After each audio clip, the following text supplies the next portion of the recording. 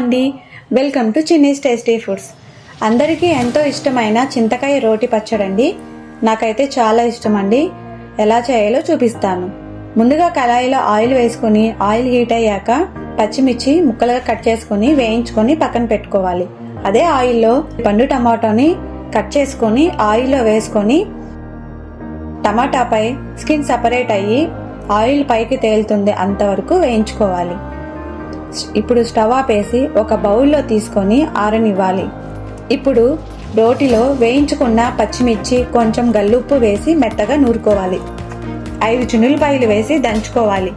ఇప్పుడు 1/2 కప్పు చింతకు వేసి మెత్తగా నూరుకోవాలి. ఇప్పుడు టమాటో జీలకర్ర వేసి మెత్తగా నూరుకొని కొంచెం కొత్తిమీర వేసి నూరుకొని